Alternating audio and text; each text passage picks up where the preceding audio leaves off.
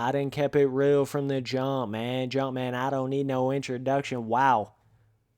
We got the jumps guide for MX Simulator. So, massive part to this game, obviously, and I know a lot of people have trouble with this when they first get into the game. I've gotten countless amounts of, emails and comments saying, dude, I'm endoing over the jumps. What do I do if I'm flipping over on the jump? I can't control the bike in the air. All these kind of things. You just get it over and over and over again. And I would say jumping is probably one of my specialties in MX Simulator. If you could ever pinpoint what Spencer Turley was good at, it's jumping massive ass lines and it's hitting whoop sections fifth gear tapped out. That's pretty much what I do in the game, dog. That's kind of that's what I do, man. So I've got a lot of experience with riding on super fantasy tracks with massive jumps that make no sense at all. So I really understand. And then obviously a lot of the more like one-to-one scale, realistic style supercross track jump tracks and motocross jump tracks and the whole 9 yards of it. So I got a really broad spectrum of jump and like how the bike can react and understanding of all that. And I think the biggest thing to understand about jumping, really listen to me, guys. Some of you that you haven't played MX Simulator for very long, or even if you have played it for a little while, you may not understand this certain key element to it, okay? So I think where a lot of people go wrong is, how in arcade motocross games, typically you can like lean and make the bike do a lot of things after you're already in the air. After you've already hit the jump face, you can lean forward, lean back, and get the bike to kind of do whatever you want it to do in the air. But the key to MX Simulator jumping is it's all done before you even leave the jump face, okay? All of your leaning, everything, your movement on the bike and how you want to traject the bike in the air, that's all done before you ever even leave that jump face. So that is the biggest difference, and I think a lot of people get confused there. They think that they can just hop on MX Simulator and hit a jump and then lean in the air like they would on an arcade motocross game, and they realize the bike's not moving in the air because it's like a realistic dirt bike. You know what I'm saying? Think about it in real life. Like, you can't really do a whole lot after you're already in the air. That's the same way with MX Simulator, and I think that's where that big confusion comes from, and where a lot of confusions come from with MX Simulator, and like where people kind of go wrong and have trouble is they're so used to playing the arcade motocross games and they don't understand the realistic nature of MX Simulator, and it really takes another level of understanding because it's a whole different way that you play this game. You don't even play it like an arcade motocross game with the throttle. Most arcade motocross games, you're wide ass open on the throttle over the whole track. Well, with MX Simulator, if you do that, you're gonna wreck. Like, there's really no other way to say it, dude, unless you're on a 125 and you're Spencer Turley on a JGMX track. You know what I'm saying? Like, there's very, very minute comparisons to arcade motocross games and MX Simulator. They're just completely different experiences. So when it comes to the jumping, that's the most important thing. It's all about the leaning before you ever come off that jump face. So you want to be real conscious about that, right? You want to think like, okay, if I'm endoing over jump faces, you don't want to get to the jump face, jump in the air, and then try to lean back, because that ain't going to do shit. You want to try to, if you're having that endoing problem, what you want to do is do more of like a lean forward right at the base of the face of the jump. So like, let me try to kind of pause this. This is a jump right here. Like, let's say you're typically endoing over this jump, right? Your front end's going down, and you're kind of doing one of those diggers in the ground. You know what I'm saying? What you want to do is do more of that, like lean forward right here at the base of the jump and then sling all your weight completely, like lean forward and lean back, and you kind of make that jerk motion, that sling motion, right, versus just leaning back. A lot of times if you'll lean forward and then back, what it'll do is it'll kind of, before you even leave the jump face, guys, listen, this is all before you ever even leave the jump face, you know what I'm saying? You've got to do that and then, kind of like lean forward, lean back right on the jump face, and that's going to make your trajectory in the air a little more natural, right? So, like, for instance, and this goes with, I think a lot of people don't understand, like, when it comes to supercross peaked out jumps, like, let's just say in real life, if you went and hit a peaked out supercross, big 80-foot triple or whatever, and you weren't leaning on the bike at all, it's probably going to get out of whack. Like, it's probably either going to go too far down or too far backwards. Like, if you're hitting this peaked out of jump faces on these supercross tracks like this, you're going to have to do some sort of minute leaning. Typically, it's a little bit leaning back so you don't endo, because there's such a hardcore face, you know what I'm saying? Now, if you're on like a standard, easy, local vibe motocross track, you probably won't have to lean as much before you come off the jump face. But when you're on these hardcore supercross tracks, you have to lean on damn near every single jump face at least a little bit. Or like if you get out of whack, you're going to have to kind of do that lean forward, lean back really quick. And that's kind of how you huck in this game. You lean forward and lean back really quick. And that's right before the jump face, like right on the base of the face, and then you're pulling back right on the lip, and that's kind of how you create that where you're hitting such a peaked out jump, but then still keeping the bike level in the air, because once you get in the air, I mean, that's all she wrote, dog. Like, there ain't a whole lot you can do. There's just not. You can kind of counter lean a little bit in the air, you can kind of like, I guess, help your trajectory a little bit in the air slightly. You kind of just have to, it's kind of like whipping in real life. Very, very similar. The whipping in MX Simulator is all done before you ever even leave the jump face, whereas most arcade motocross games, you're turning in the air after you're already completely in the air, and it's actually whipping the bike over. But you can't do that with MX Simulator. You have to do it before you leave the jump face. But you do have to kind of like balance yourself a little bit after you get in the air. You know what I'm saying? So it's not just like you do it all before you leave the jump face and then just do nothing in the air. I mean, there still is a control element in the air. I'm just saying, to fix that endo issue, or that, you're kind of doing like a Larry loop out or whatever, or you can't get the bike whipped over, it's because you're not doing enough before you leave the jump. It's all in what you do over that jump face, man. That's the key to it. And it's weird, but like with MX Simulator, you start to get this, and you get this in real life too, and you'll know what I'm talking about, but it's almost like, even on a jump where it's a completely blind jump and you don't know what's past it, you get this ability to kind of, what's going to be past a jump without even seeing it. You know what I mean? You just know, like, you can see the jump face, see the trajectory, see the distance from the corner to the jump, and you typically you have a pretty good idea on what you can jump just from the catalog of jumps that you've hit in your MX Simulator career or real life career or whatever. You just get this super like knowledge of the way jumps are in motocross, whereas if it's your first day on it and it's a blind jump, you have absolutely no idea what's on the other side of it. You could hit it and over jump it by 100 feet or under jump it by 10 feet. I mean, it's like there's so much variation for that. But the more, it's just like anything, guys, the more you do it, the better you get at it, and you get better at it in every way. So it's really hard to explain that, but you like, instead of having to actually think about doing the micro leaning on the jump faces and the micro balancing yourself before you come off of jump faces, beforehand you would have to think about that a little bit more.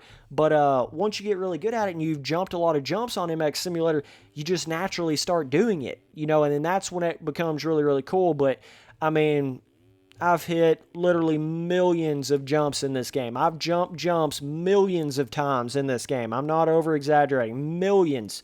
I probably jumped off of a jump and gotten airborne like 10 million times in this game or more.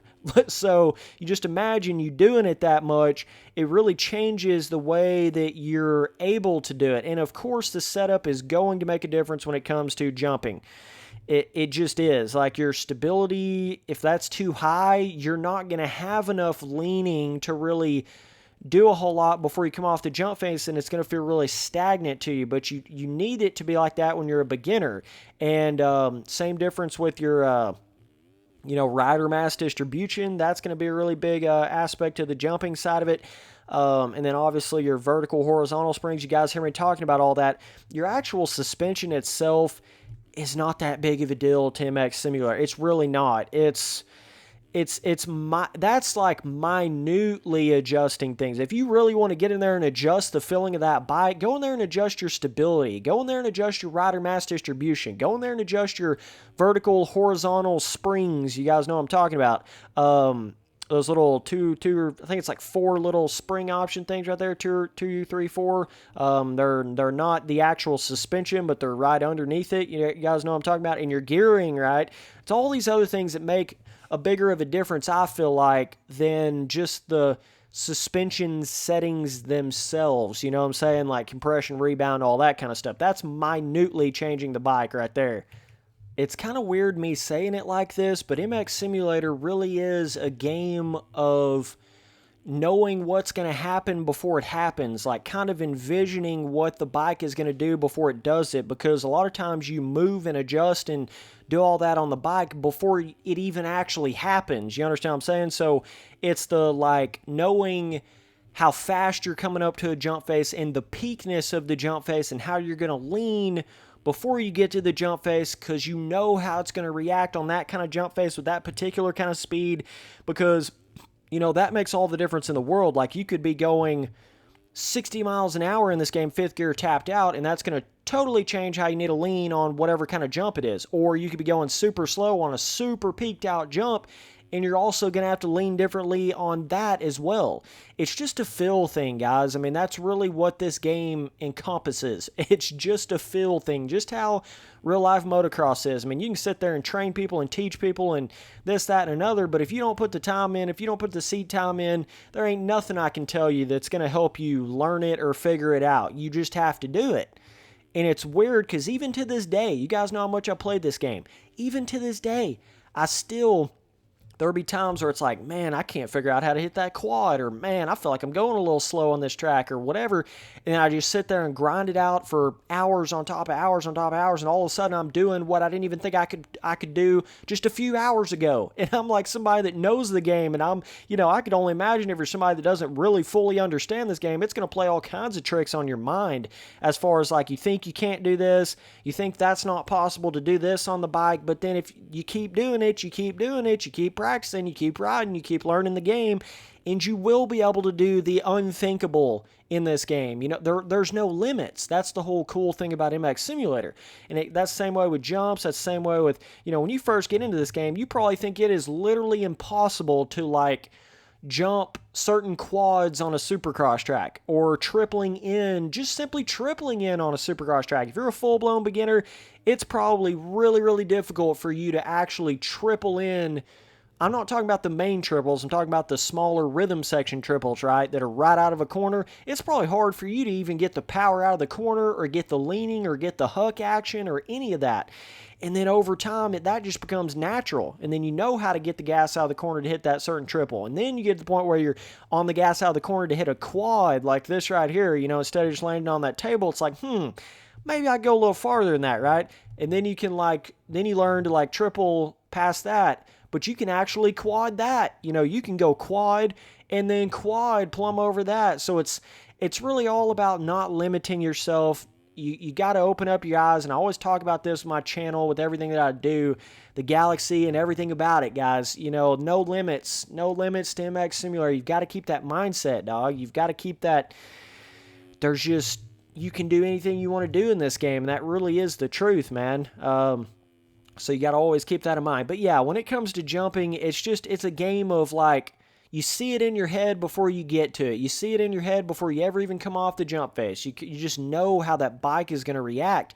And that helps you a lot with endoing and it acting kind of funny on you and stuff like that. Now, obviously, if it's a smooth jump, it's going to be a lot easier. But when you start getting eroded, kickered out, crap like that on the final laps of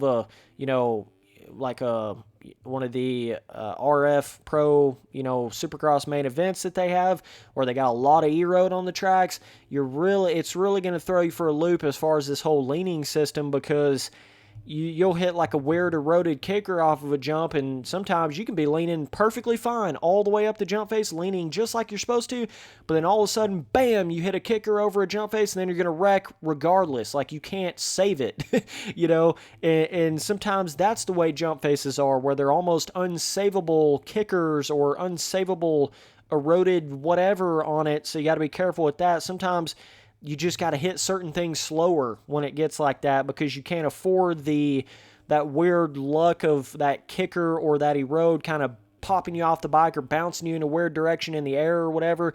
But yeah, guys, it's just like learning anything in MX Simulator. It's just like learning the cornering.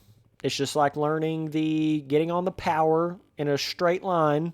It's just like learning the throttle control. The leaning is the same difference. Leaning, jumping, same thing. But what I will say is it all works together, guys. Everything affects everything, especially on a game like MX Simulator. I was talking about a lot of you beginners probably have trouble just tripling in. Well, odds are, you might be thinking in your head, well, I'm probably not hucking the bike enough, or I'm probably not seat bouncing enough, or I'm probably not leaning right.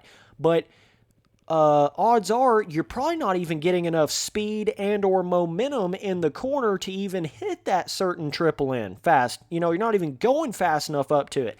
And then that becomes a game of you got to learn how to corner before you can even hit a big jump out of a corner. Because you got to have the speed in that tight bowl corner before you can even jump up out of something like that. And then you get into start learning the hucking and the seat bouncing and the leaning off of the actual jump face itself. But a lot of it is just the speed before you ever even get to it, So that's kind of a whole different animal, what I'm getting at. But yeah, I mean, a lot of times, like, you can jump a jump like this, and then once you're in the air, it's weird because I say that you can't do anything in the air. It's all before you leave the jump face, which that is true to a certain extent, because once you get in the air, you're still basically just controlling what you did before you left the jump face, So, like, you can see me kind of lean once that micro lean, like I get in the air, I'm leaning back, right? And then I'm kind of like, you can see I'm all the way on the back of the bike right there, and then you see my guy kind of lean forward right here, right? So if I would have just not leaned, if I'd have leaned back right here and then not leaned anymore, it probably would have endoed, because it would have done that weird trajectory kind of flip over motion, that weird inertia flip that you'll get sometimes coming off of jump faces. But it's a balancing from leaning forward and backwards over a jump and in the air. You see me kind of lean forward, and then that balances me and then allows my front end to come down for this landing of this jump right here.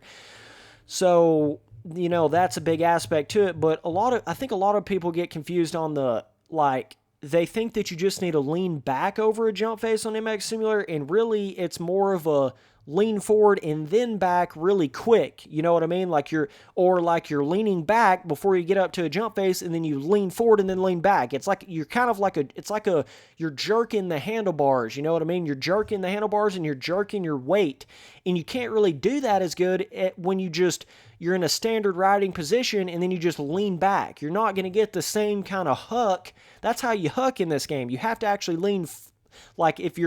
The best way to do it is to already be leaning back and then lean forward and then lean back really quick. Or you're in a neutral position and then you just lean forward and lean back versus just leaning back, you know what I mean? But there's certain areas that you just want to lean back, right? Over like a roller, up a hill, or a motocross. Sometimes you just want to lean back.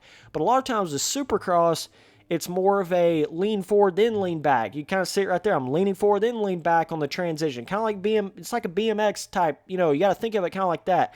Coming around here, it's like lean forward, lean back, huck. And if I don't want it to jump, it's all going to change your trajectory in the air. Like this triple in right here is really not that hard on a 450. So I wasn't really even doing a whole lot of leaning right here, because if I did, then it's just going to give me unnecessary airtime, right? So you kind of got to keep that in mind too. But like right here, I was kind of like lean back just a little bit so I don't just instantly endo over this triple, and then you kind of lean down in the transition. You're kind of like leaning forward, get down in the transition, and then you're leaning back and then forward again, right? Because if you just go like, it gets complex, guys, if you couldn't tell, right? If you just like come down through here and you're just, you're like leaning back, right? And then you're kind of leaning forward to get down in the transition, and then you just lean back, and that's it. You just lean back coming up to this jump face. You're no longer balancing yourself after you get in the air. So I'm saying if you just lean back right here, then you're gonna get in a, goddamn boner air in the air. You're gonna endo, or you're gonna do something stupid. So it's a balancing act. You're see me kind of like I come down, lean down. Let me turn it to the side a little. Like I'm kind of like leaning down right here, and then it's like a slam down, lean back, and then sort of lean forward slightly right here in the air, to kind of balance my front end out. But then obviously you get into getting on your back brake in the air. A lot of you guys know motocross know this. Getting your back brake in the air, and it's going to kind of stop the wheel turning momentum, and it will kind of lean your front end down a little bit. That's a big aspect of MX Simulator, because most arcade motocross games, it's not going to be that big of a deal. It will make a little bit of a difference, but like I said, with those games, you can do a lot of leaning in the air as it is, right? Whereas MX Simulator, you can't do as much in the air, but one thing you can do is you can hit that back brake, and then it'll kind of bring your front end down slightly, right? If it's just a little bit too high, but it's just a feel thing, guys, and I think a lot of beginners have a beginner setup in this game, which they should have, because that's how you learn to play the game and you learn the mind muscle memory. But over time, when you start getting your setup more loose and you start lowering your stability, raising your rider mass distribution, doing all that kind of stuff, the bike will start reacting more like you think it would off of jump faces and stuff. You'll have more movement. You'll be able to lean it more. You'll be able to do more before you leave the jump face. It won't feel so stagnant. It won't feel so stiff. But that just takes time. You got to take time, and then not only are you evolving your skills, the time played, seat time, mind muscle memory, but then you start evolving that setup with all that, and then you really start being able to do big things with that at that point. It's kind of a collective, everything's got to come together when it comes to MX Simulator to get to that higher level, right? I was kind of playing around with hitting that, whatever that is, a damn sextuplet. I don't know what the hell it is. But yeah, dude, jumping, really fun aspect to MX Sim, especially if you're playing in first person, because it really feels like you're jumping in the air in this game. It's a whole nother animal than those arcade motocross games as far as just the feeling of it, right? It's like just that feeling of being on the ground and in the air in MX Simulator is two completely different feelings in this game, right?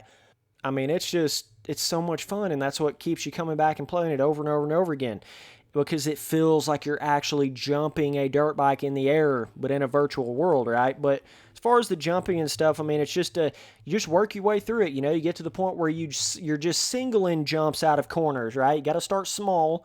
I remember back in the days when all I could do was single a rhythm jump, and you kind of roll through the entire Supercross track, and then it's like you get on the gas out of a corner, and then you just able to hit a double out of a corner on a really old, easy Supercross track, and then you work your way up. You want to start on those 2011, 12, and 13 Supercross tracks in this game when you first start learning it, because those jumps are way more mellow, way easier. You're going to be able to get those triple ends out of corners way easier on tracks like that. Then you start working your way through like 2014 tracks, 2015 tracks. Then you get to the point where you start jumping big, scale tracks and jumps and newer tracks and that whole kind of 9 yards. But it's just a progression. You go from rolling everything to kind of jumping the single a little bit, and then you get to where you can double out of corners and double, double, double. Then you get to where you can double, triple, double. Then you get to where you can double, triple, triple. Then you get to where you can triple in. That's a big factor, big thing that changes with MX Sim when you can start tripling in, because then you start being able to really opens up the doors to hitting the big rhythms on the track. So then you get to where you can do like triple, triple, triple. Then you get to where you can do like triple, quad, triple. Then it gets to an even another crazy level where a lot of times you can do like either a quad in or like a triple quad 5, or it gets pretty insane. But you can do a lot of that in this game when you get to a pretty hardcore level, or like super over jump finish lines and land them like this right here. You'd never think you'd be able to do that. But let me tell you, dog, there's a lot of things that you think you can't do in MX Sim, and then you all of a sudden can do them. So I mean, you'd never think you'd really be able to jump that far and be able to land that like that, but there's an ever so slight little roller up to that dragon's back right there. You kind of get just a little bit of plush where you don't just pop right off the bike, so a lot of times you can do that. But guys, it's all about the speed out of the corner. It's all about if it's a hardcore jump face, you got to get ready for it before you even hit the jump. You got to kind of be prepared for that smack on the suspension and that real quick pop in the suspension. You don't just want to come off of a super peaked out jump face, not even leaning at all before you leave the jump face. You can't be doing that. And I think a lot of you guys lean too late. You need to start leaning earlier and moving more quicker with you're leaning forward and backwards and jerking, hucking quicker. That's how you ride on these supercross tracks, man. Now, the motocross tracks, you can get away with it, like I said, being a little more mellow with your leaning, but supercross tracks, you got to be leaning quick. You got to be leaning hardcore. You got to be focused. You got to be doing things at a precise time. Any one little mess up on your huck movement and you're going to wreck. It's all a precise. You got to be real. Oh, dude, that Willie. Did you guys see that? Oh, my God. Let me back that up. Wow, dog. Was I fifth tap through this mud tracker? Yes, I was. Look at this.